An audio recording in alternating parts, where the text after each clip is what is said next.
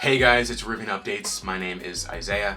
This past June of 2024, Rivian and Volkswagen announced that they would be forming a joint venture. This joint venture will help focus on building software-defined vehicles, SDVs, for Volkswagen. We know that Rivian has put a lot of time into the software for their vehicles, and with Rivian's Gen 2 vehicles, they have put a lot of time into the zonal architecture. Everything that runs the low voltage electrical hardware of this vehicle, from the GPUs and the CPUs and the many computers that run everything from the screens down to the window switches, all of this they were able to reduce about like 40 pounds of wiring and GPUs and CPUs, and it helps reduce costs to manufacture the vehicle as well as make the vehicle easier to produce. And with this zonal architecture that Rivian built for the Gen 2 R1s, Volkswagen said, hey, you know what? We want a piece of this pie, and that's exactly what's happening.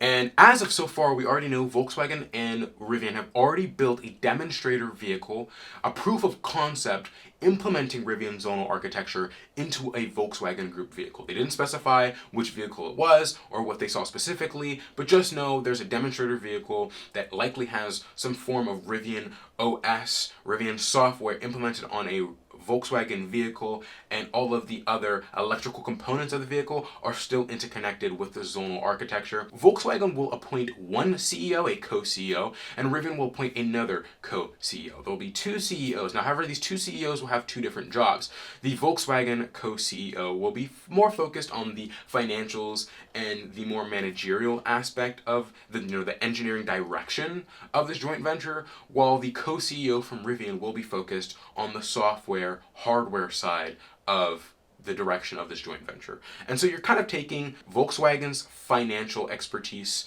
we know they have money, and we're taking Rivian's hardware and software expertise, and you take two strongholds, you put them together, and you're getting something that I think will be awesome. This joint venture is going to help both companies. This joint venture will also help Rivian attribute a lot of the software and hardware costs that go into making the zonal architecture, and the software expenses, those operating expenses, can now be attributed to some of the joint venture. And so this also helps Rivian reduce some of their costs.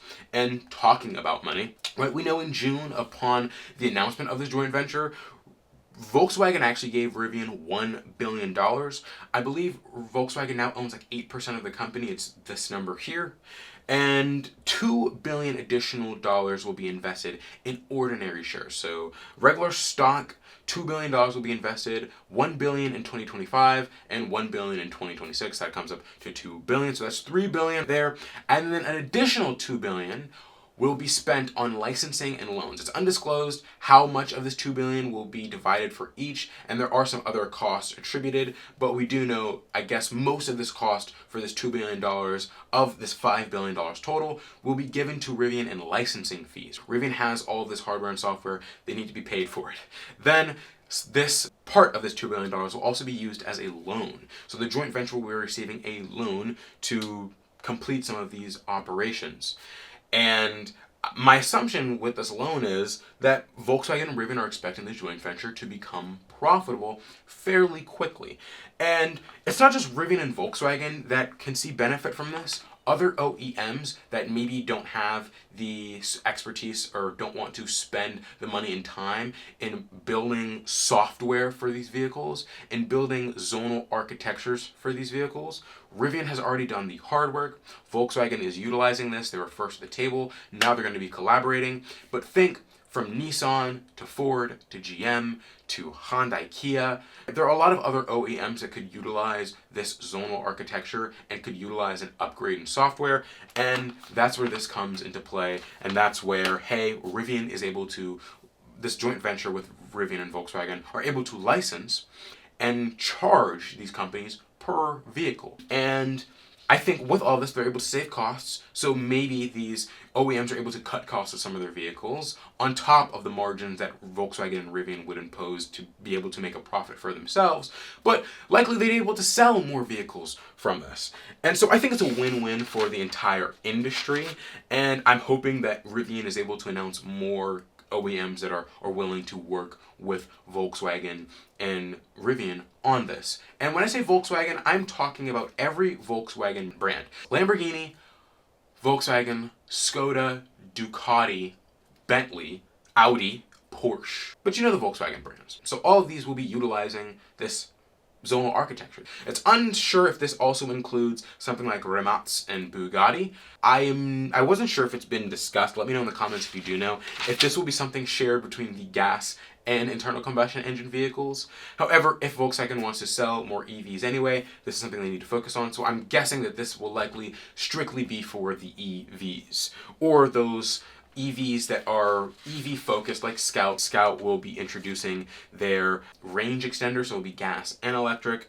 But we do know that Scout is using Rivian's zonal architecture. It was said multiple times during the Scout unveil that they'll be using a zonal architecture. Well, we know Volkswagen doesn't have a zonal architecture. What zonal architecture could they be talking about? When we look at the Scout software, when we look at the UI of the Scout Terra and Traveler, I mean, it's clear as day that that's not Volkswagen software.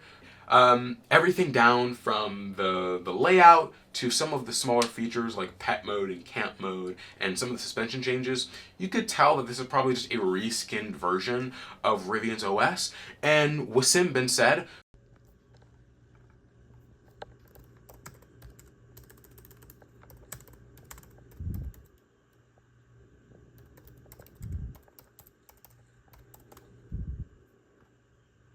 Ben Said, who is Rivian's chief software officer, he said during a TechCrunch interview this past week that every Volkswagen Group vehicle, or whether it's other OEMs, the basis of all of this will be Rivian zonal architecture. Everything can be reconstructed for different vehicles, different OEMs, but the basis of this will be built on Rivian zonal architecture. And then from the software side, it'll just be a reskinned, unique version for every OEM. And so Volkswagen and Porsche and Audi and Rivian, well, they'll all have different UIs and different experiences. And I'm sure Rivian will have something that Volkswagen and Audi doesn't, and Porsche will have something that Rivian and Volkswagen doesn't.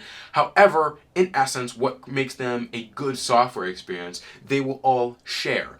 And it was said Scout used this, and we see again through these pictures that it really just looks like a reskinned version of Rivian OS. I don't think it looks exactly like Rivian OS, but again, we know Volkswagen doesn't have really their own UI like that and their own really full software experience, and Rivian does. So where else was Scout getting this from?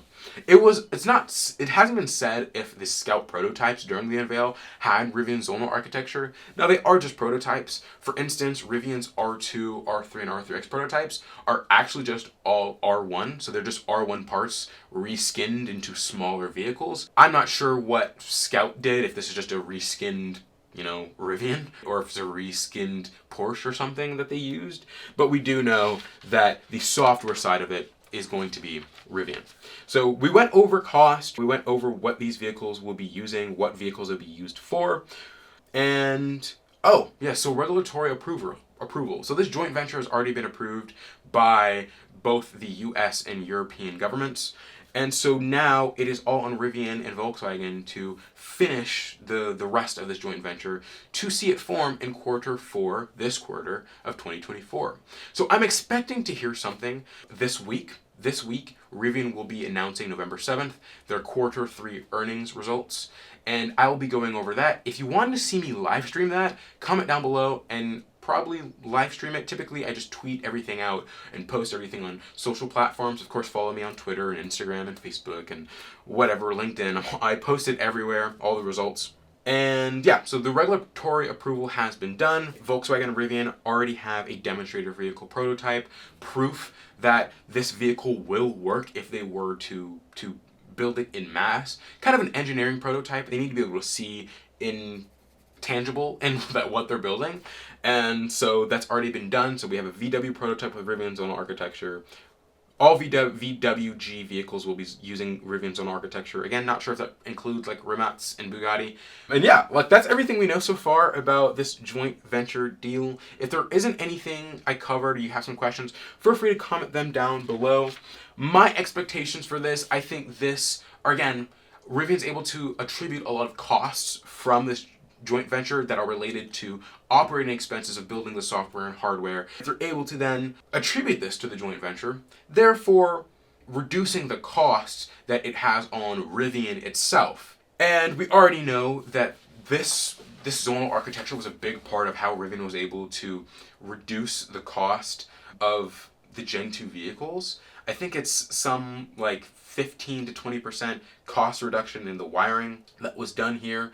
And with this, Rivian was also able to upgrade the GPUs and CPUs. So it makes this vehicle much more able and capable for bigger software updates, even on the self-driving side. This is everything we know about Rivian and Volkswagen's joint venture deal. Thank you guys so much for watching. My name is Isaiah, this is Rivian Updates, and I'll see you in the next one.